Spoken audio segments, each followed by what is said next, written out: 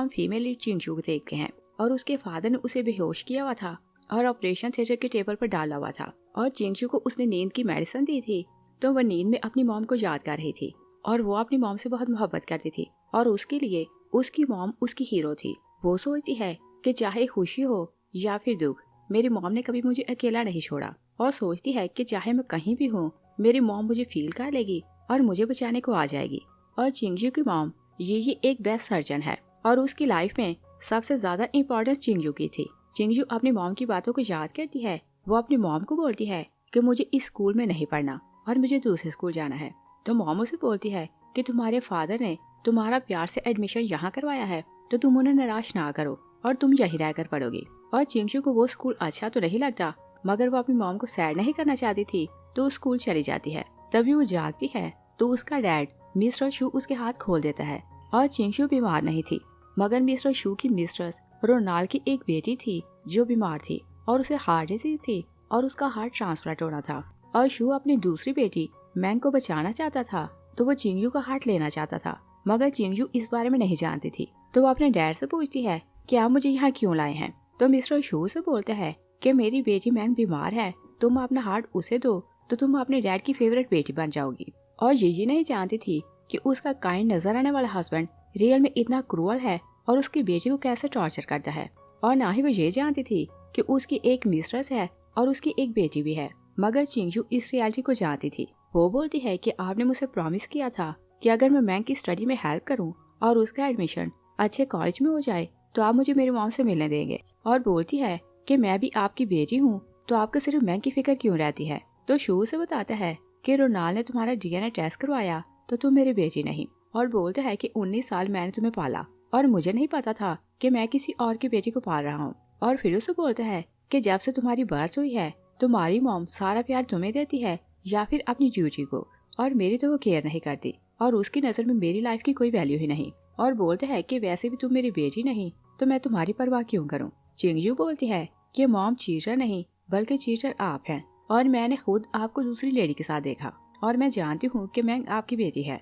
Dad बहुत aggressive होता है तो बोलते हैं कि अगर तुम्हारी मॉम घर में रहकर हस्बैंड और बच्चों की केयर करती तो मुझे किसी और तरफ देखने की जरूरत न पड़ती। और फिर उसे बोलते हैं कि शादी के 1 साल बाद हमारी वेडिंग एनिवर्सरी थी, मगर तुम्हारी मॉम को सिर्फ पेशेंट की परवाह रहती तो उसे मेरी खुशी की परवाह नहीं थी और मैं सेलिब्रेशन करना चाहता था, मगर वो मुझे अकेला छोड़कर हॉस्पिटल चली गई क्योंकि उसे किसी पेशेंट का ऑपरेशन करना था। और बोलते हैं कि मैंने गुस्से में ज्यादा पी ली तो रोनाल्ड के रूम में चला गया। और फिर उसे बोलता है कि हम दोनों तब से मोहब्बत करने लगे और तुम इस काम के लिए मुझे ब्लेम ना करना क्योंकि तुम्हारी मॉम ने मुझे टाइम नहीं दिया और ना ही कभी मेरी परवाह की। और फिर वो उसे बताता है कि मेरी बेटी को हार्ट प्रॉब्लम है, अगर तुम अपना हार्ट उसे दो तो वो जिंदा रह सकती है। और बोलता है कि मैं तुम्हें 19 साल पाला तो तुम अपना हार्ट देकर मुझे इस तरह से रीपे करो। और बोलता है कि जीजी ने चाहे लाइफ में कभी कोई अच्छा काम नहीं किया, मगर उसने अच्छा काम ये किया कि तुम्हें जन्म दिया और तुम्हारे कारण मेरी बेटी को दूसरा हार्ट मिल जाएगा।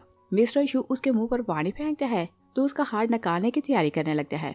चिंगजू बोलती है कि मैं रियल में आप ही की बेटी हूँ और रोनाल्ड ने कुछ किया होगा कि उसने रिपोर्ट चेंज कर दी। तभी दरवाजा नॉक होता है तो शू अपनी बेटी के मुंह पर हाथ रख लेते हैं। ये पूछती है कि क्या अंदर कोई है।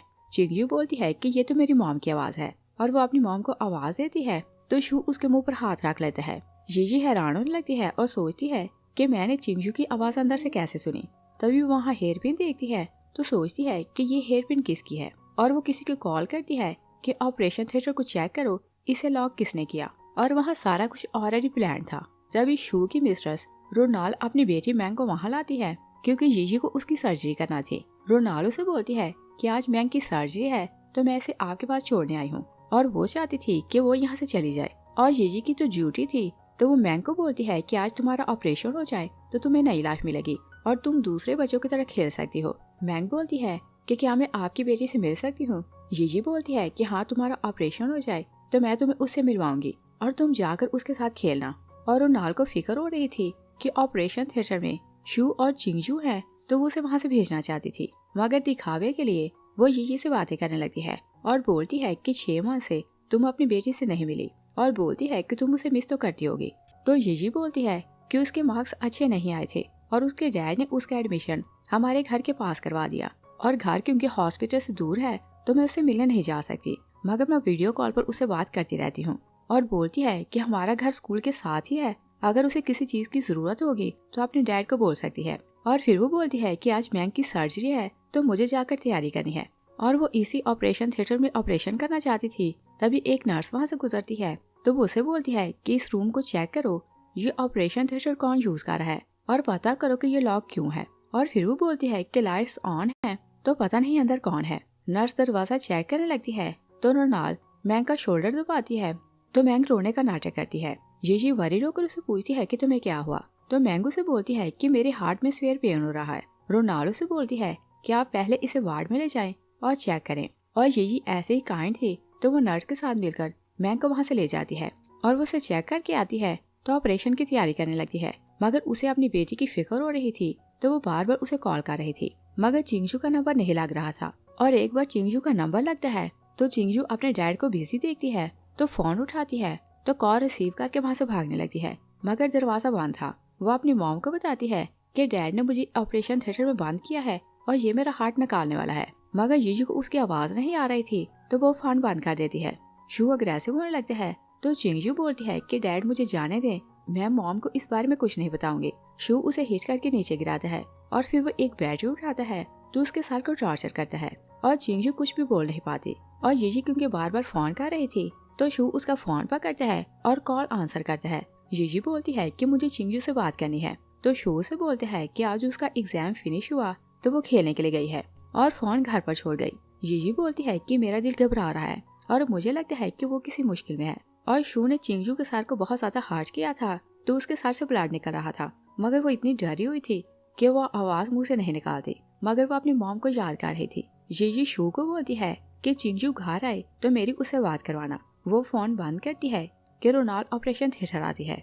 उधर जीजी सोचती है कि ये तो बहुत स्ट्रेंज है कि चिंगजू अपना फोन घर पर छोड़ गई और उसके पास और पता करवाने के लिए टाइम नहीं था। नर्स आती है तो बोलती है कि सब कुछ रेडी है तो जाकर ऑपरेशन करें, तो वो उसके साथ चली जाती है। दूसरी तरफ देखते हैं कि शू इंजर चिंगजू को टेबल पर बांधता है तो रोनाल को बोलता है कि मैं इसे तुम्हारे हैंडओवर कर रहा हूँ और जैसा चाहो इसके साथ कर सकती हो, मगर कुछ भी करो हमारी बेटी को बचा लो। तो रोनाल से बोलती है कि हमारी बेटी बच जाएगी और शू हार्टलेस होकर वहाँ से चला जाता है और वो मुड़कर अपनी बेटी को नहीं देखता। और रोनाल बेरहमी से चिंगजू का हार्ट निकालती है तो जीजी के हार्ट में स्वेयर पेन होने लगता है। उसे फिर से अपनी बेटी की फिक्र होने लगती है। तभी नर्स आती है तो बोलती है कि हार्ट आ गया और आप ऑपरेशन स्टार्ट करें। जीजी बॉक्स को देखे जा रही थी तो नर्सों से बोलती है कि क्या हुआ। जीजी खुद को कंट्रोल कर लेती है तो ऑपरेशन स्टार्ट कर देती है। और जैसे ही वो ऑपरेशन करके बाहर आती है तो रोनाल को बताती है कि ऑपरेशन सक्सेसफुल रहा। तभी उसकी नजर उसके पाँव पर पड़ती है तो उसके पाँव के नीचे ब्लड लगा हुआ था। वो शॉक रह जाती है तो दूसरे ऑपरेशन थिएटर की तरफ जाने लगती है।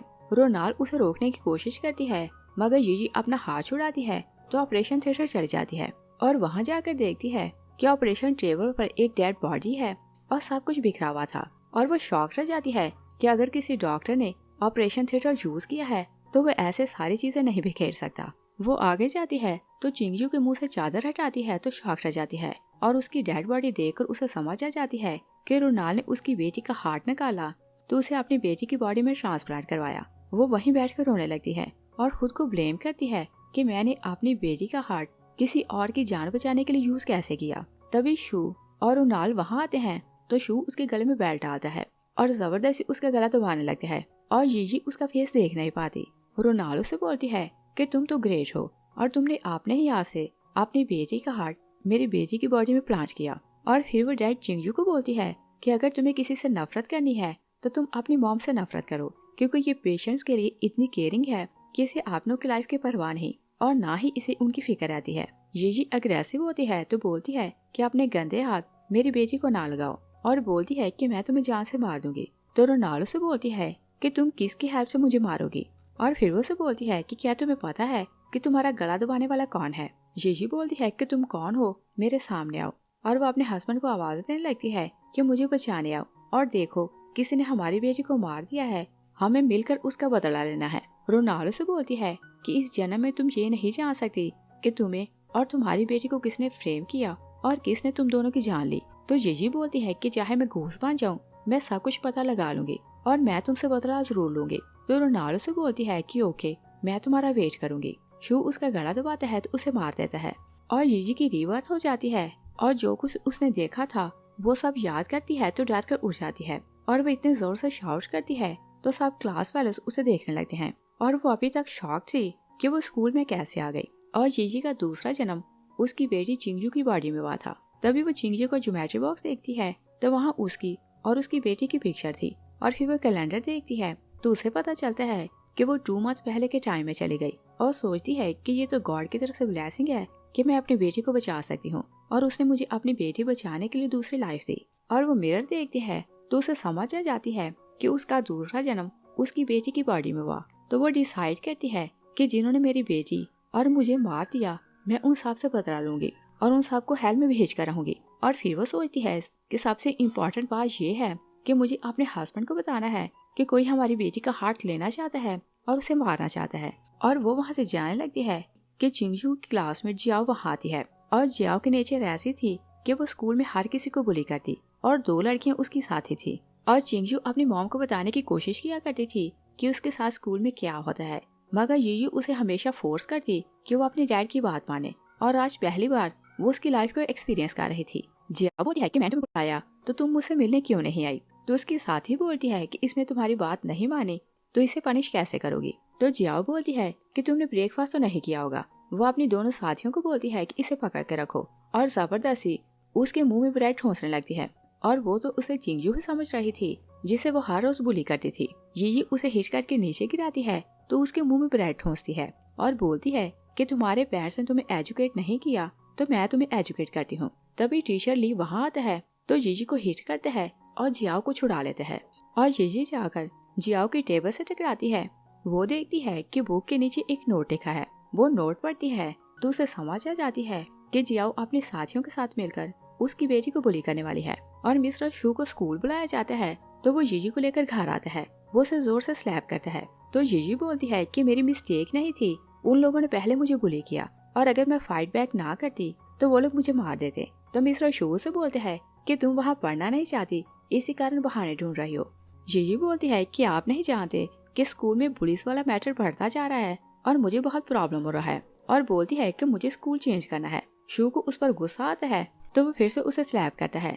जीजी बोलती है कि तुम मेरी बात समझ क्यों नहीं पा रहे और बोलती है कि मैं तुम्हें कुछ बताना चाहती हूँ। तो शू से बोलता है कि ओके, तुम्हारे पास 3 मिनट हैं, जो एक्सप्लेन करना है कर सकती हो। तो जीजी उसे बोलती है कि मैं तुम्हारी बेटी चिंगजू नहीं बल्कि तुम्हारी वाइफ जीजी हूँ। और वो उसे डिटेल्स बताने लगती है कि किसी ने हमारी बेटी को मार दिया और गॉड ने मुझे नई लाइफ दी है कि हम लोग अपनी बेटी को बचा सकें। वो उसे बोलती है कि मैं तुम्हें बताती हूँ कि रियल बात क्या है। और बोलती है कि 2 मंथ पहले रोनाल ने हमारी बेटी को फ्रेम किया। और शू रोनाल का नाम सुनता है तो उसकी बात कंप्लीट नहीं होने देता और बोलता है कि रोनाल का नाम लेकर मुझे डराना बंद करो और तुम बार बार उसका नाम लेकर मुझे ब्लैकमेल करती हो। जीजी बोलती है कि क्या तुम रोनाल को पहले से जानते हो। और चिंगजू को तो उसके अफेयर के बारे में पता था, मगर जीजी को अपने हस्बैंड के अफेयर के बारे में नहीं पता था। और शू को यही लग रहा था कि वो चिंगजू है तो वो से बोलते हैं कि तुम अपने रूम में जाओ और वहाँ शोर ना करना। जीजी जाने लगती है कि शू की वाइफ उसे कॉल करती है तो वो फोन को स्पीकर पर करता है। वो बोल रही थी कि मेरी अपनी बेटी से बात करवाओ। और शू ने चिंगजू की कुछ बातें अपने फोन में रिकॉर्ड की हुई थी तो वो अपनी वाइफ को सुनाने लगता है। वहाँ चिंगजू बोल रही थी कि मॉम मैं बिल्कुल ठीक हूँ और डैड मेरी बहुत केयर करते हैं तो आपको मेरी फिक्र करने की जरूरत नहीं, और अगर मुझे किसी चीज की जरूरत हुई तो मैं डैड को बोल दूंगी। और बोलती है कि स्कूल में सब कुछ ठीक है और मैंने अपनी फ्रेंड्स के साथ मिलकर बहुत इंजॉय किया। जीजी बातें सुनती है तो सोचती है कि इसने मेरी बेटी की बातें अपने फोन में रिकॉर्ड की हैं और मुझे हर बार यही लगता कि मैं अपनी बेटी से बात कर रही हूँ। और सोचती है कि जब मैं वीडियो कॉल करती या फिर अपनी बेटी को कॉल करती तो हर बार उसकी बातें इसी कारण सेम होती थी। और वो खुद को ब्लेम करने लगती है कि मैं इतनी इंटेलिजेंट डॉक्टर हूँ तो मैंने इस बात पर कभी ध्यान क्यों नहीं दिया। और फिर वो सोचती है कि मेरा हस्बैंड अपनी बेटी के साथ क्या करना चाहता है। शू उसे खड़ा देखता है तो बोलता है कि अगर तुम यहाँ खड़ी रही तो मैं तुम्हारी टांगे तोड़ दूंगा। और फिर उसे बोलता है कि अगर तुमने अपनी मॉम को बताया कि मैंने तुम्हारी बातें रिकॉर्ड की हुई हैं तो मैं उसे बोलूंगा कि तुम स्कूल में पढ़ना नहीं चाहती तो लड़कियों से लड़ती रहती हो। शू वहाँ से चला जाता है तो जीजी शॉक रह जाती है और सोचती है कि मुझे तो लगता था कि शू अपनी बेटी से मोहब्बत करता है और उसकी बहुत केयर करता है। और फिर भी शू की बातों को याद करती है तो सोचती है कि क्या चिंगजू रोनाल के बारे में ऑलरेडी जानती है और उसने मुझे क्यों नहीं बताया कि वो लेडी कौन है और वो उसे कैसे जानती है और उसे कब मिलती है। और वो सोचती है कि मुझे चिंगजू को रोकना पड़ेगा कि वो रोनाल से ना मिले। वो घर से जाने लगती है कि दरवाजा लॉक था। वो बैक डोर चेक करती है तो वहाँ भी लॉक लगा हुआ था और वो हैरान होने लगती है कि शू अपनी बेटी के साथ क्या करना चाहता है और उसे घर में लॉक करके क्यों रखता है। और वो हर हाल में अपनी बेटी को बचाना चाहती थी। तो वो टेबल पर बुक्स और लाइटर देखती है तो एक बुक जलाकर आग लगाती है और दरवाजे के पास जाकर शाउट करती है कि कोई मेरी हेल्प को आओ, यहाँ आग लग गई। नेबर वैंग आता है तो यीशी बोलती है कि अंकल वैंग मेरी हेल्प करें। अंकल वैंग उसे बोलते हैं कि तुम पीछे हो जाओ, मैं दरवाजा तोड़ता हूँ। और वह दरवाजा तोड़कर उसे बाहर निकालता है तो बोलते हैं कि तुम फिक्र न करो, मैं तुम्हें कुछ नहीं होने दूंगा। और वो दोनों तेजी से नीचे जाने लगते हैं तो अंकल वैंग बोलते हैं कि तुम तो बिल्कुल ठीक हो और क्या घर में आग तुमने लगाई थी। यीशी बोलती है कि नहीं, आग खुद से लगी और बोलती है कि मैं किसी को हेल्प के लिए आती हूँ कि यहाँ सब ठीक करे। और वो तो वहाँ से भागना चाहती थी कि शू आता है तो उनका रास्ता रोक लेता है। और शू एक फेमस लॉयर था। अंकल वैंग उसे बोलते हैं कि आपके घर में आग लग गई तो मैंने आपके घर का दरवाजा तोड़कर आपकी बेटी को बाहर निकाला। शू यीशी का हाथ पकड़ लेता है तो बोलता है कि अब मैं आ गया हूँ तो इसे प्रोटेक्ट कर सकता हूँ। यीशी बोलती है कि अंकल मेरी जान को रिस्क है तो आप पुलिस को कॉल करें। वैंग शू को बोलते हैं कि क्या ये सच बोल रही है और क्या तुम इसे हर्ट करने वाले हो। शू बोलते हैं कि इसकी क्लास में लड़कियों के साथ फाइट हुई तो अभी तक इसका माइंड अपसेट है और बोलता है कि मैं घर जाकर इसे रिलैक्स करता हूँ और सिखाता हूँ कि क्लास वाले उसके साथ कैसे रहते हैं।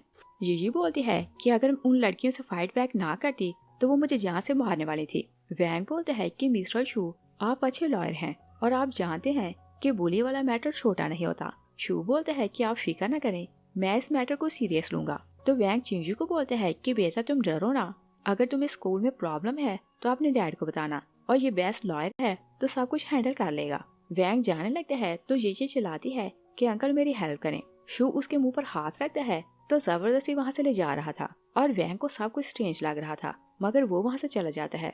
शू यीशी को घर लाता है तो उसे हिट करके गिराता है और बोलता है कि मैंने तुम्हें बोला था कि तुम ओबीडिएंट बनकर रहना मगर तुमने ऐसा नहीं किया तो तुम्हें इसकी पनिश मिलेगी। वो उसके हाथ को टॉर्चर करता है तो यीशी बोलती है कि क्या तुम अपनी बेटी को ऐसे टॉर्चर करते हो। और पहली बार उसे नजर आता है कि उसका काइंड हस्बैंड रियल में कितना क्रूअल है और वो सैड होने लगती है। शू बोलता है कि तुम्हें ये तो नजर आता है कि मैं बहुत क्रूअल हूँ मगर तुम्हें अपने मॉम के काम नजर नहीं आते। और बोलता है कि वो दिन रात पेशेंट की केयर करती है और मेरी केयर करने के लिए उसके पास टाइम नहीं। और बोलता है कि मैं जानता हूँ कि तुम नाजायज हो तो मैं तुम्हारी केयर क्यों करूँ। तो यीशी भी शो करने लगती है कि वो चिंगजू है। वो बोलती है कि डैड मॉम ने कभी आपको चीट नहीं किया और मैं रियल में आप ही की बेटी हूँ। शो बोलता है कि रोनाल ने डीएनए टेस्ट करवाया और मुझे पता चल गया कि तुम मेरी बेटी नहीं और बोलता है कि मैं तुम्हें मार दूंगा। तभी दरवाजा नॉक होता है और वैंग पुलिस को साथ लाया था। पुलिस ऑफिसर बोलते हैं कि तुम दरवाजा खोलो वरना हम दरवाजा तोड़ देंगे। शू दरवाजा खोलता है तो पुलिस ऑफिसर बोलता है कि हमें रिपोर्ट मिली है कि तुम अपनी बेटी को टॉर्चर करते हो और उसे घर में लॉक करते हो। शू बोलते हैं कि मैंने मिस्टर वैंग को बता तो दिया था कि मेरी बेटी ने स्कूल में फाइट की तो मैं उसे घर लाया हूँ।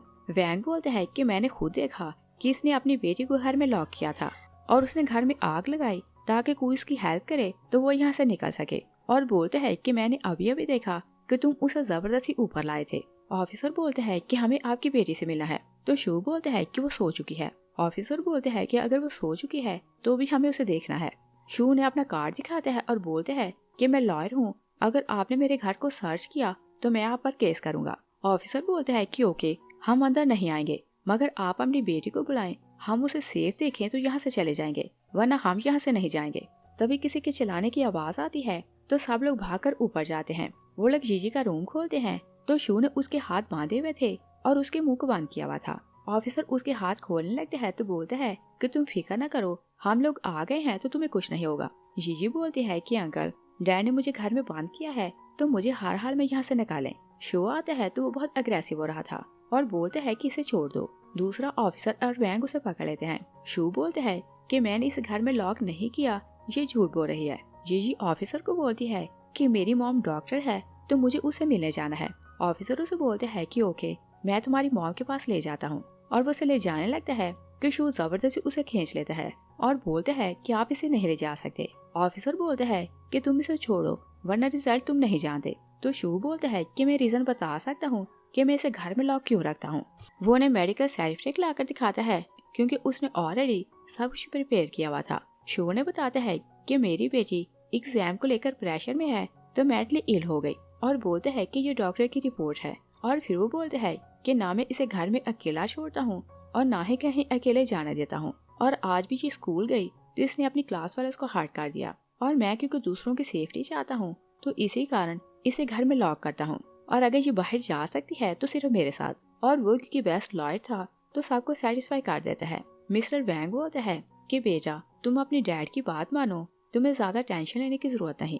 और ये देखती है कि कोई इसकी बात का ट्रस्ट नहीं करेगा तो वो वहाँ से भाग जाती है। शो उसके पीछे भागता है तो ऑफिसर भी उनके पीछे जाते हैं, और ये सीढ़ियों से कुछ पॉट उठाती है तो शो को हार्ड करती है ताकि वो उसे फॉलो ना कर सके। और वो बिल्डिंग से बाहर जाने ही लगती है कि एक गार्ड उसे पकड़ लेता है क्योंकि पुलिस ऑफिसर ने उसे कॉल कर दी थी कि जिंगजू को पकड़ना है। वो यहाँ से भागना चाहती है और वो मेंटली इल है।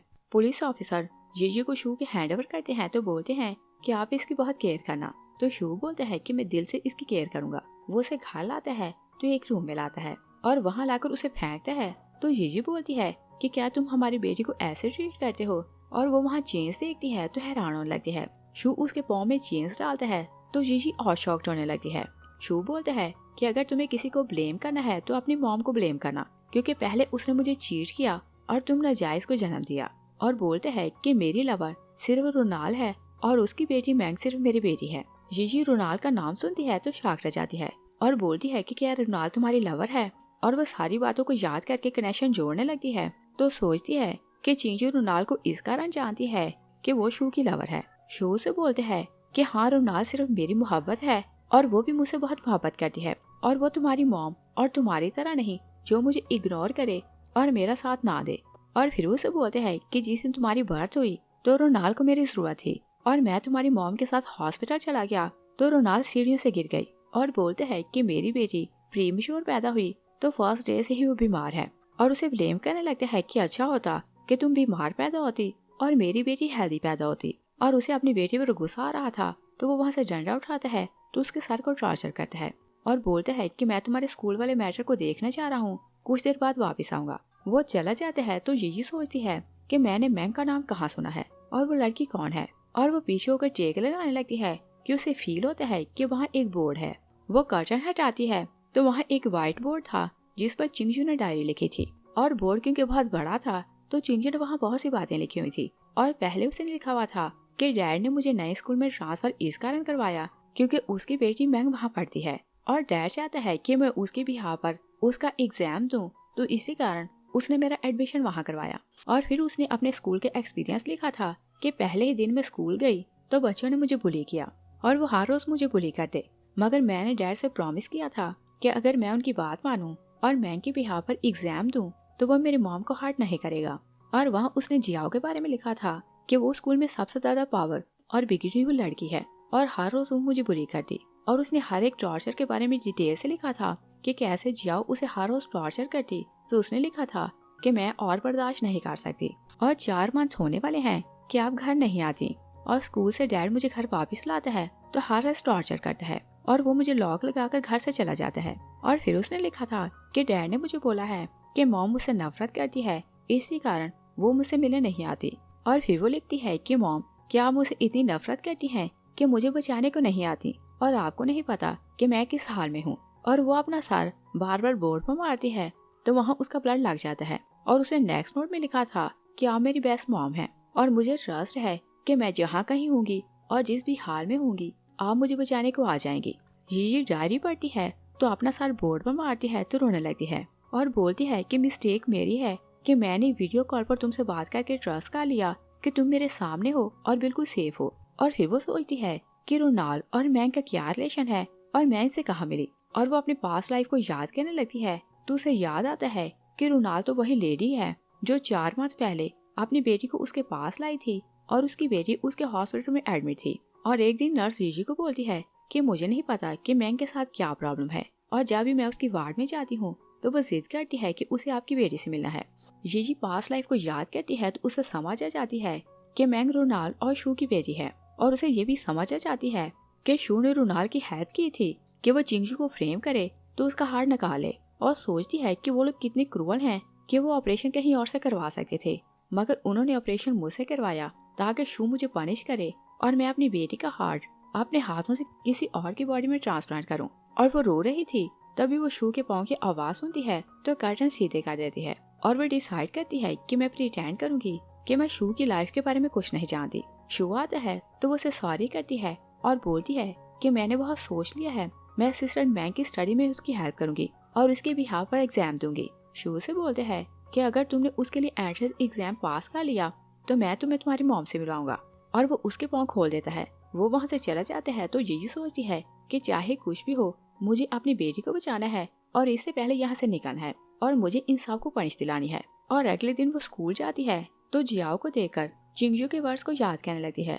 और चिंगजू ने लिखा था कि जियाओ हर रोज मुझे बुली करती है और सिगरेट से मेरे बाजू जलाती है। वो जियाओ को देखती है तो सोचती है कि मुझे इसे बदला लेना है। तभी टीचर ली उसे देख लेते हैं तो मिस्टर शू को कॉल करते हैं कि तुम्हारी बेटी यहाँ आई है, तो मुझे लगता है वो फिर से प्रॉब्लम करने वाली है। जीजी उसकी बात सुन लेती है और वो अपने डैड को उसी के जाल में फंसाना चाहती थी तो वो जियाओ के सामने भागती है और वो पार्किंग एरिया में जाती है तो जियाओ वहाँ कुछ गुंडों को लाती है और बोलती है कि इसे बुली करो और वीडियो बनाकर मुझे दो। जीजी एक को हिट करती है तभी शू वहाँ आता है तो जीजी बोलती है कि डैड मुझे इनसे बचाएं और शू सामने आने लगता है कि एक गुंडा उसे हिट करता है तो वो बेहोश होकर गिर जाता है। तभी टीचर ली वहाँ आता है तो जियाओ को बोलते हैं कि अगर तुमने कुछ और किया तो मैं तुम्हें स्कूल से निकाल दूंगा। और जीजी को शू पर बहुत गुस्सा आ रहा था तो वो डंडा उठाती है तो उसे हिट करने लगती है। टीचर ली उसे बोलता है कि तुम क्या करने वाली हो। जीजी अपने पीछे उस लड़के को देखती है तो उसे हिट कर देती है और बोलती है कि इसने मेरे डैड को हर्ट किया तो मैं बदला ले रही थी।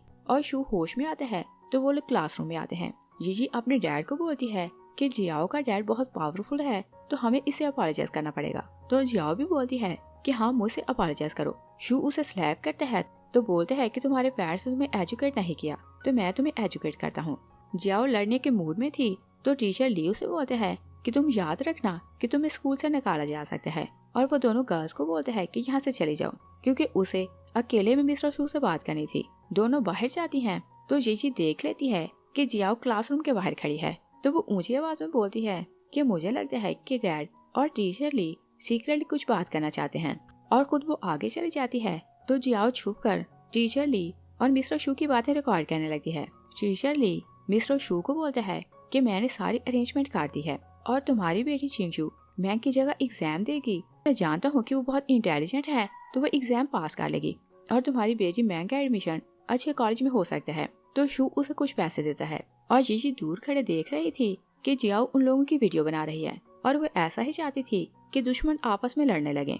और मिस्टर शू बाहर आते हैं तो जीजी को लेकर जाने लगते हैं मगर जियाओ उनका रास्ता रोक लेती है।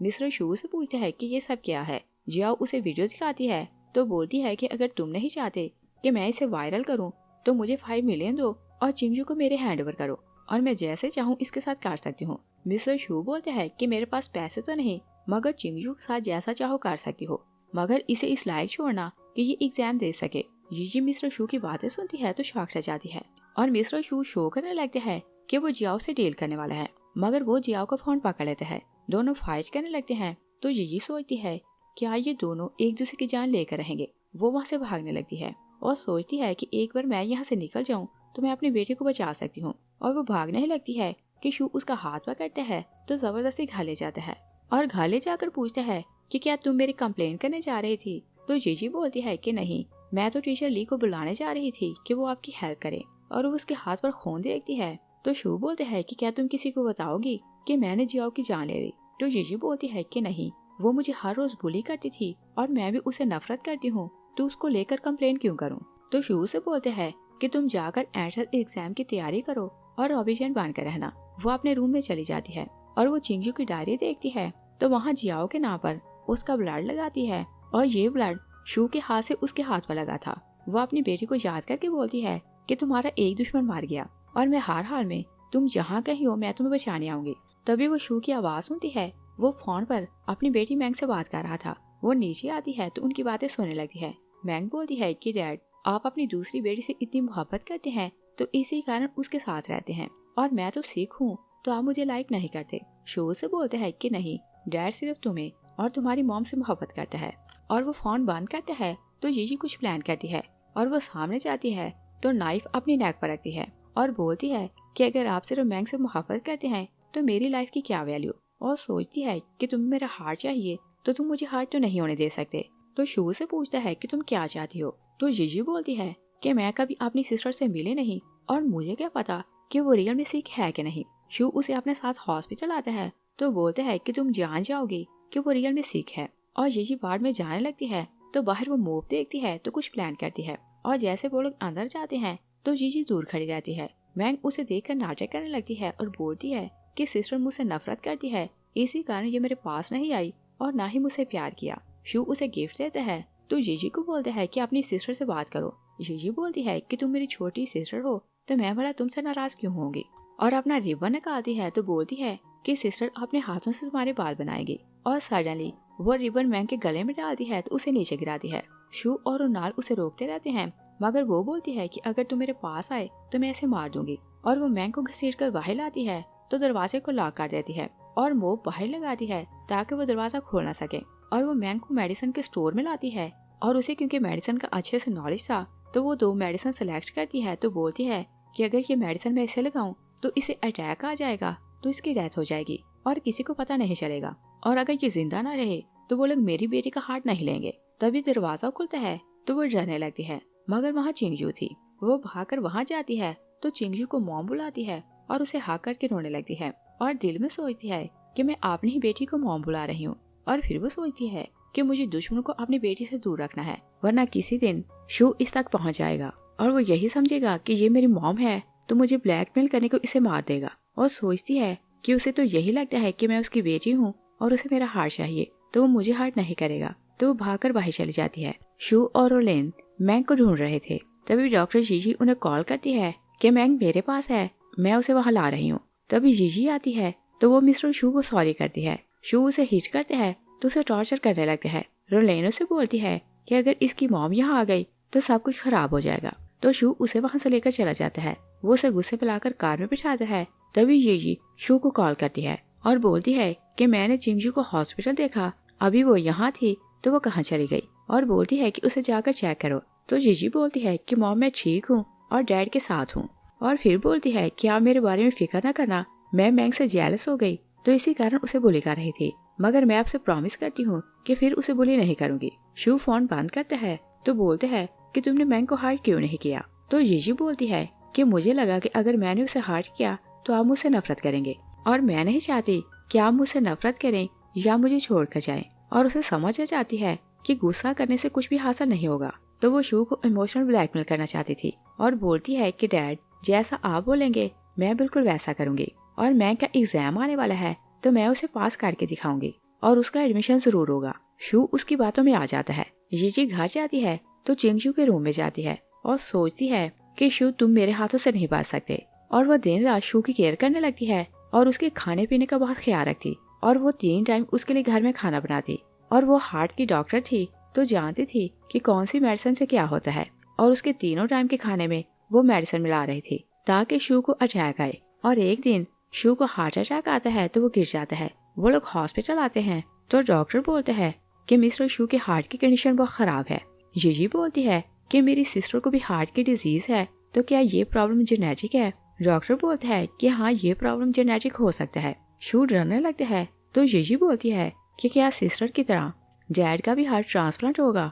डॉक्टर बोलते हैं कि पॉसिबल है कि इन्हें हार्ट की जरूरत पड़े, और शू अभी तक शॉक था तो बोलते हैं कि मुझे सडनली हार्ट की डिजीज कैसे हो गई। जीजी बोलती है कि डैड आप फिक्र ना करें, मैं अपना हार्ट देकर आपको बचा लूंगी। वो उसकी बात सुनता है तो शॉक रह जाता है। जीजी बोलती है कि मॉम आपसे बहुत मोहब्बत करती है और वो आपके बिना जी नहीं सकती, और मैं आपको अपना हार्ट दूं तो आप मुझसे प्रॉमिस करें कि आप हमेशा मॉम के साथ रहेंगे। और शू उससे इम्प्रेस होने लगता है क्योंकि उसे अपनी जान बचाना थी, तो वो उसकी हर बात मानने लगता है। और वो लोग घर आते हैं तो जीजी फिर से उसके सूप में मेडिसिन मिलाती है तो उसे पिला देती है।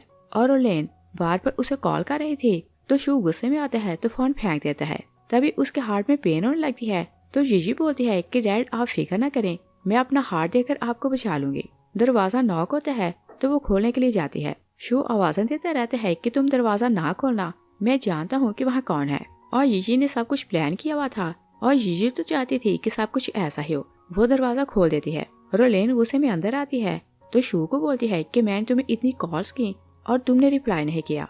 और वो जीजी का हाथ पकड़ती है तो बोलती है कि मेरे साथ हॉस्पिटल चलो। शू बोलते है कि ये कहीं नहीं जाएगी और उसे तो अपनी लाइफ प्यारी थी, तो वो हर हाल में खुद को बचाना चाहता था। रोलेन उसे बोलती है कि हमने प्रॉमिस किया था कि हम चिंगजू का हार्ट अपनी बेटी को देंगे तो उसे बचा लेंगे। और जीजी हैरान होने का नाटक करती है तो बोलती है कि डैड ये लेडी क्या बोल रही है। और फिर रोलेन को बोलती है कि तुम कितनी सेल्फिश हो और क्या तुम्हें नजर नहीं आता कि डैड को हार्ट का प्रॉब्लम है और ये मरने वाला है। और बोलती है कि मैं तो अपना हार्ट सिर्फ अपने डैड को दूंगी, किसी और को नहीं दूंगी, चाहे मैं मर जाऊं। रोलेन हैरान होती है तो शू को बोलती है कि तुम्हें क्या हुआ। वो बताता है कि मुझे भी हार्ट का प्रॉब्लम है। रोलेन उसे बोलती है कि चाहे कुछ भी हो तुम हमारी बेटी को बचाओ, मेरी तरफ से तुम मार जाओ। तो शू से बोलते है कि मुझे हर हाल में सिर्फ अपनी जान बचानी है। तो रोलेन उसे बोलती है कि मैं यहीं रहूंगी जब तक तुम मान नहीं जाते कि ये मेरी बेटी को अपना हार्ट देगी। और वो उनके घर रुकती है तो लेट नाइट वो किसी लोग को कॉल कर रही थी। ये छुपकर उसकी बात सुनती है तो शू के रूम में जाती है और बोलती है कि डैड बाहर चलें और देखें क्या हो रहा है। तो वो दोनों छुपकर रोलेन की बातें सुनने लगते हैं। रोलेन बोल रही थी कि मिस्टर लू, जैसे ही मेरी बेटी का ऑपरेशन हो जाए तो मैं तुम्हारे पास वापस आ जाऊंगी और तुम जानते हो कि तुम्हारे अलावा मैं किसी और से मोहब्बत नहीं करती। और बोलती है कि शू सेल्फिश हो रहा है, वो चिंगजू का हार्ट मेरी बेटी को नहीं दे रहा, मगर मैं कुछ न कुछ करूंगी और चिंगजू को यहाँ से ले जाऊंगी। शू लाइट ऑन करता है तो रोलेन को स्लैप करता है और बोलते हैं कि क्या तुम्हारा किसी और के साथ अफेयर है, और पूछते हैं कि क्या मैंग मेरी बेटी है। तो रोलेन उसे बोलती है कि हाँ वो तुम्हारी बेटी है। जीजू उसे स्लैप करती है तो बोलती है कि तुमने डीएनए टेस्ट की रिपोर्ट चेंज की और तुमने डैड को बोला कि मैंग इसकी बेटी है और मैं इसकी बेटी नहीं। रोलेन उसे स्लैप करने लगती है तो शू उसे स्लैप करता है और बोलता है कि क्या ये सच बोल रही है। जीजी बोलती है कि हम लोग हॉस्पिटल चलते हैं तो फिर से डीएनए टेस्ट करवाते हैं। तो रोलेन मान जाती है कि चिंगजू तुम्हारी बेटी है और फिर उसे बोलती है कि तुम कौन सा काइंड हो जो मुझ पर गुस्सा कर रहे हो और तुम यही डिजर्व करते हो। और तुम याद करो कि तुमने अपनी बेटी को कितना टॉर्चर किया कि मेरी बेटी की जान बचाओ, और तुम्हारे जैसा हार्टलेस फादर इस वर्ल्ड में नहीं मिल सकता। शू गुस्से में आता है तो रोलेन को घर से बाहर निकालता है तो बोलता है कि चिंगजू अपना हार्ट सिर्फ मुझे देगी। रोलेन चिल्लाती रहती है कि मैंग तुम्हारी बेटी है। शू दरवाजा बंद करके आता है तो जीजी को सॉरी करता है। तो जीजी बोलती है कि आप ये समझ लेना कि मैंने उस लेडी की बातें नहीं सुनी और आप तो मेरे लिए बेस्ट डैड हैं। रोलेन हॉस्पिटल जाती है तो अपनी बेटी की कंडीशन देखती है तो बार बार शू को कॉल करती है, मगर वो उसकी कॉल रिसीव नहीं करता। और मैंग की कंडीशन खराब होने लगती है तो एक दिन वो उसे वॉइस मैसेज करती है कि हमारी बेटी मरने वाली है तो लास्ट बार उसे मिलने आओ। शू जीजी को लेकर वहाँ आता है तो रोलेन उसे देखती है तो अग्रेसिव होने लगती है। वो उस पर वार करने लगती है तो शू उसे हिट करके गिरा देता है। रोलेन उसे बताती है कि मैंने तुम्हें सच बताया था कि मैंग तुम्हारी बेटी है, और बोलती है कि मैंने खुद तुम्हें फ्रेम किया कि तुम जीजी को छोड़ो और मुझसे शादी करो, मगर तुमने उसे डिवोर्स नहीं दी तो मैं मैंग को मारना चाहती थी और मेडिसिन उसे मार तो नहीं सकी, मगर उसका हार्ट वीक हो गया और इसी कारण वो प्रीमेच्योर पैदा हुई। शू से बोलता है कि तुमने तो मुझे बोला था कि मेरी मिस्टेक के कारण वो प्रीमेच्योर पैदा हुई। तो रोलेन से बोलती है कि चाहे कुछ भी हो वो तुम्हारी बेटी है, तुम उसकी जान बचाओ। और चिंगजू बाहर खड़ी अंदर से सब कुछ सुन रही थी। तभी जीजी बाहर आती है तो बोलती है कि क्या ये लोग सच बोल रहे हैं। तो वो बोलती है कि हाँ, डैड ने मेरा एडमिशन उस स्कूल में इस कारण करवाया कि मैं उसकी बेटी के बिहाव पर एग्जाम दूं और उसका एडमिशन हो जाए। और बोलती है कि वो रियम में डैड की बेटी है और डैड उसकी जान बचाना चाहता है तो वो मेरा हार्ट लेना चाहता है। चिंगजू उसका हाथ पकड़ती है तो वहाँ से भाग जाती है और वो लोग पार्किंग में जाती है कि अपनी कार लें। शू कार में बैठा था तो उन दोनों को हिट करने लगता है और वो चिंगजू को हिट कर देता है, मगर जीजी को बचा लेता है तो उसे घर ले आता है और वो जीजी को बांध देता है तो बोलता है कि तुम अपना हार्ट देकर मुझे बचाओगी। और वो उसे हॉस्पिटल आता है तो डॉक्टर्स एक टेबल पर जीजी को बांधते हैं और दूसरे पर मिस्टर शू को बांधते हैं और मिस्टर शू को यही बोलते हैं कि हम ऑपरेशन में आपको बेहोश नहीं करेंगे और आपको पेन होगा तो हम इसी कारण आपको बांध रहे हैं। और जैसे डॉक्टर उसे बांध लेते हैं तो जीजी उठ जाती है और वो डॉक्टर को बैंक कार्ड देती है तो वो लोग वहाँ से चले जाते हैं। शू से पूछता है कि तुम मेरे साथ क्या करने वाले हो और बोलते है कि ये ना भूलो कि मैं तुम्हारा डियर फादर हूँ। जीजी बोलती है कि तुम क्रूअल हो और डैड बनना डिजर्व नहीं करते और फिर उसे बोलती है कि तुम बिल्कुल ठीक हो और मेरी ड्रग के कारण तुम्हें ऐसा लगता है कि तुम्हें हार्ट का प्रॉब्लम है। और बोलती है कि मैं बेस्ट डॉक्टर हूँ और जो मेडिसिन मैं तुम्हें देती थी तुम किसी भी हॉस्पिटल से अपना चेकअप करवाते तो हर कोई यही बोलता कि तुम्हारा हार्ट फेल हो चुका है।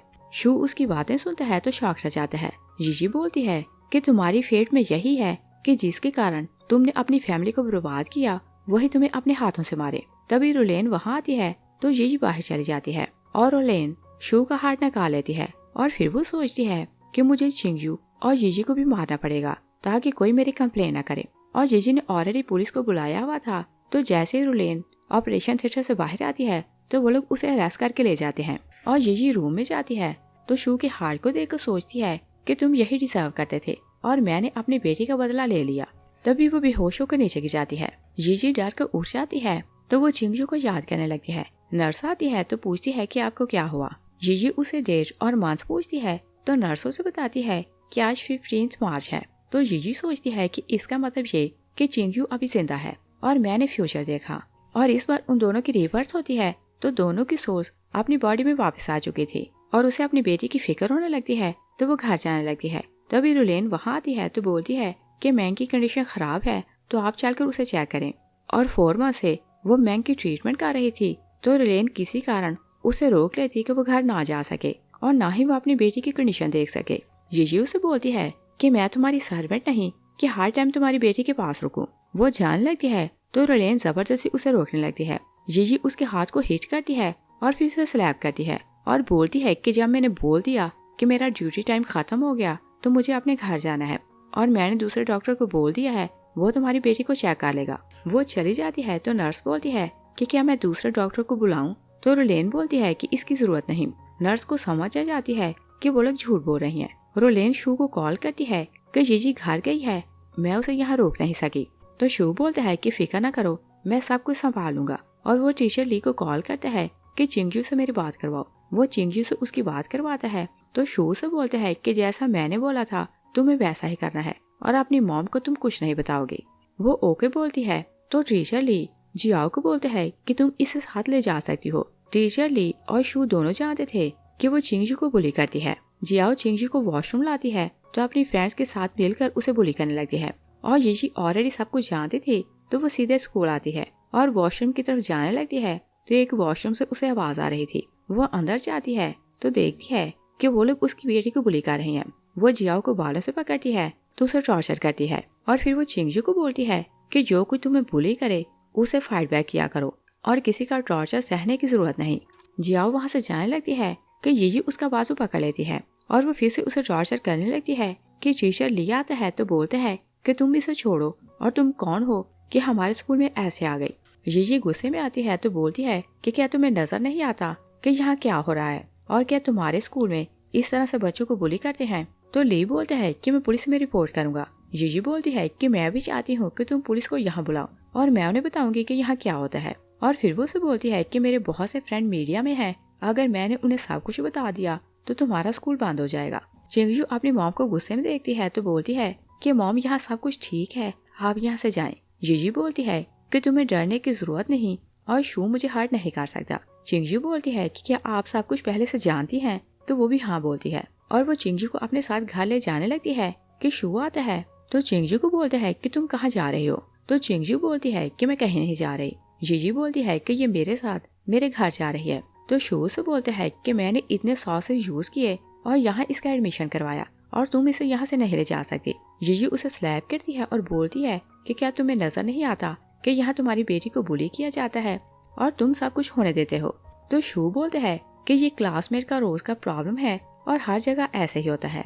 और वो दोनों चिंगजू को एक एक हाथ पकड़ लेते हैं। तो जीजी गुस्से में शू के हाथ को हिट करती है और बोलती है कि जहाँ मैं चाहूंगी मेरी बेटी वहाँ पड़ेगी और अगर तुम्हें कुछ प्रॉब्लम है तो तुम मुझसे डिवोर्स ले लो। और वो चिंगजू को घर लाती है तो उसके बाजू देखकर रोने लगती है क्योंकि जियाओ ने उसके बाजू जगह जगह से जलाए हुए थे। वो बहुत रोने लगती है और चिंगजू को बोलती है कि मॉम तुम्हें अकेला नहीं छोड़ेगी। चिंगजू बोलती है कि मुझे ट्रस्ट था कि आप मुझे बचाने जरूर आएंगे। तभी जीजी को हॉस्पिटल से रोलेन की कॉल आती है कि मैंग बहुत बीमार है तो आप उसे देखने आए। तो जीजी सोचती है कि इन दोनों ने मिलकर जो कुछ मेरी बेटी के साथ किया इन्हें सब कुछ पे करना पड़ेगा। तो वो चिंगजू को बोलती है कि मॉम तुम्हें कुछ बताने वाली है तो तुम ब्रेव बनकर सब कुछ सुनना और जैसा मैं बोलूं तुम्हें वैसा करना है।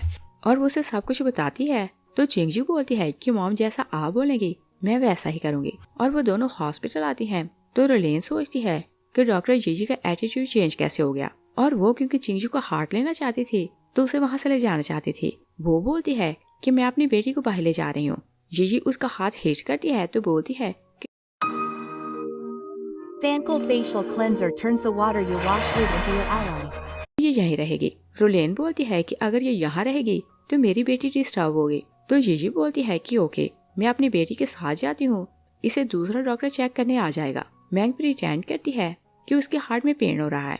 रोलेन उसे बोलती है कि तुम हार्टलेस डॉक्टर हो, मेरी बेटी इतनी पेन में है और तुम इसे छोड़कर जाना चाहती हो। और चिंगजू को ऑलरेडी उसकी मॉम ने सब कुछ बता दिया था और बता दिया था कि उसे क्या करना है। वो सोचती है कि मॉम ने मुझे बताया कि इसने और डैड ने मिलकर मेरा हार्ट निकाल लिया ताकि मैंग की जान बचाएं। तो वो अपनी मॉम को बोलती है कि 2 माह से आप मुझसे मिलने नहीं आई और मैंने स्कूल चेंज किया तो वहाँ हर रोज मुझे बुली किया जाता है और इवन मैं मरने वाली थी, मगर आप इस लड़की को इतना पसंद करती हैं कि आपको मेरी परवाह नहीं, और ना आप मुझे मिलने आती हैं और ना ही मेरी केयर करती हैं। और बोलती है कि इस लड़की में ऐसा क्या है कि मुझे छोड़कर आप इसकी परवाह करती हैं। और फिर वो बोलती है कि क्या ये लड़की आपको मुझसे छीनना चाहती है। तो नर्स बोलती है कि कुछ लोग शेमलेस होते हैं, वो ऐसे काम करते रहते हैं और शायद इस लेडी ने किसी के साथ बुरा किया होगा तो इसकी बेटी सिक है।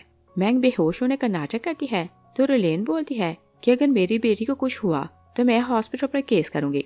तो नर्स बोलती है कि ये हर रोज ऐसा ही नाटक करती है तो इस बार भी नाटक कर रही है और ये डॉक्टर जीजी को ब्लैकमेल करना चाहती है। और वो उसके दांत प्रेस करती है तो मैंग जाग जाती है। तभी शू वहाँ आता है तो मैंग उसे देखकर बोलती है कि डैड देखें, ये लोग मुझे बुली कर रही हैं। चिंगजू इनोसेंट बनकर बोलती है कि इसने पहले मेरी मॉम चुरा ली तो अब मेरे डैड को भी चुराना चाहती है। तो शू से बोलते हैं कि चिंगजू तुम तो जानती हो कि ये मेरे फ्रेंड की बेटी है। जीजी गुस्से में आती है तो उसे बहुत टॉर्चर करने लगती है और चिंगजू अपने डैड को पकड़े रखती है ताकि मॉम उसकी पिटाई लगाए। और नर्स रोलेन को पकड़ती है ताकि वो शू को बचा ना सके। और जीजी दिल खोल कर उसे टॉर्चर कर लेती है तो बोलती है कि सॉरी, मुझे आप समझ आई कि ये तुम्हारे फ्रेंड की बेटी है, और बोलती है कि ये तुम्हारे बेस्ट फ्रेंड की बेटी है तो मैं खुद इसका चेकअप करती हूँ। तो वो उसे वहाँ से ले जाती है, मगर जाते हुए चिंगजू को इशारा करती है। शू चिंगजू को बोलता है कि तुम मेरे साथ चलो। तो वो बोलती है कि मैं जानती हूँ कि आप मेरा हार्ट सिस्टर मैंग को देना चाहते हैं, मगर मैं आपकी बेटी हूँ। शू हैरान होता है कि वो सब कुछ कैसे जानती है। चिंगजू बोलती है कि मैंने आंट को किसी से फोन पर बात करते सुना और इसने खुद मेरी डीएनए टेस्ट रिपोर्ट चेंज की थी। और बोलती है कि ये किसी को बोल रही थी कि मैंग उसकी बेटी है, और बोलती है कि अगर मेरा ट्रस्ट नहीं तो आप डीएनए टेस्ट करवाएं। शू रोलेन को बोलते हैं कि मुझे अपना फोन दो, और वो जबरदस्ती उसके बैग से फोन निकालता है तो वहाँ मिस्टर लू के ढेरों मैसेज से वो रोलेन को स्लैप करते हैं तो बोलते हैं कि मैं दोनों बेटियों का डीएनए टेस्ट करवाऊंगा, मैं खुद कंफर्म करूंगा कि सच क्या है और झूठ क्या। और फिर वो चिंगजू का गला दबाता है और बोलते हैं कि तुम टेस्ट को लेकर अपनी मॉम को कुछ नहीं बताओगे। तो वो ओके बोलती है। वो लोग चले जाते हैं कि प्लान के हिसाब से जीजी वहाँ आती है तो रोलेन को बोलती है कि मैंने फिर से मैंग के टेस्ट करवाए और अब किसी सेकंड रिलेटिव का नहीं बल्कि फादर या मदर का हार्ट मैंग को ट्रांसप्लांट किया जाए तो उसकी जान बच सकती है। और बोलती है कि तुमने मुझे बताया था कि उसके फादर की डेथ हो चुकी, तो अब तुम्हारा ही हार्ट तुम्हारी बेटी को बचा सकता है। और फिर वो बोलती है कि अगर तुम अपना हार्ट अपनी बेटी को देना चाहो तो ये लॉ के अगेंस्ट है और मैं ऐसा कुछ कर नहीं सकती, और अगर तुम किसी और हॉस्पिटल जाना चाहो तो तुम जा सकती हो। रोलेन बोलती है कि तुम कंट्री की बेस्ट डॉक्टर हो तो कोई और मैंग का ऑपरेशन कैसे कर सकता है। और जीजी तो यही चाहती थी कि रोलेन अपने हाथों से शू को मार दे और उसका हार्ट निकाल ले। और शू डीएनए टेस्ट करवाता है तो वो मैंग की वार्ड में जाता है और बोलता है कि दोनों बेटियां मेरी हैं, मगर तुम्हारा किसी और के साथ अफेयर है तो जैसे मैंग का ऑपरेशन हो जाए तो तुम यहाँ से चली जाओगी और मैंग मेरे पास रहेगी। और वो तो यही समझ रहा था कि चिंगजू भी उसकी बेटी है तो वो उसका हार्ट लेकर मैंग को देगा तो उसकी जान बचा लेगा। और रोलेन का माइंड सेट हो चुका था कि उसे शू का हार्ट लेना है। वो पानी में दवा मिलाती है तो उसे पिला देती है। शू बेहोश हो जाता है तो वो उसे ऑपरेशन थिएटर ले जाती है और फिर वो भागती जीजी के पास जाती है तो बोलती है कि हार्ट का अरेंज हो गया, आप ऑपरेशन की तैयारी करें। तो जीजी भी स्माइल करते हुए बोलती है कि ओके, मैं ऑपरेशन की तैयारी करती हूँ और तुम हार्ट लेकर आओ। रोलेन चली जाती है कि चिंगजू वहाँ आती है तो जीजी बोलती है कि मैंने तुमसे प्रॉमिस किया था कि मैं तुम्हारा बदला ले लूंगी। और वो ऑपरेशन थिएटर के बाहर जाकर खड़ी हो जाती है।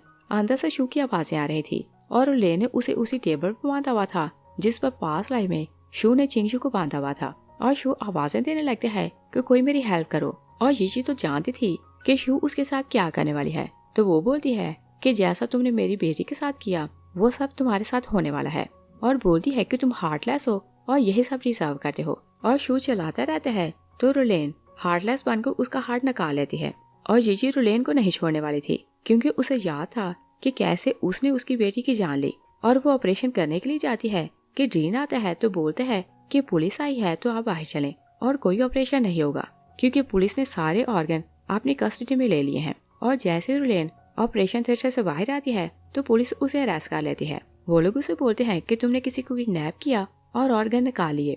जीजी वहाँ आती है तो रुलेन बोलती है कि तुमने मेरी रिपोर्ट की, और पुलिस को बोलती है कि इसने मुझे बोला तो मैंने ये सब किया।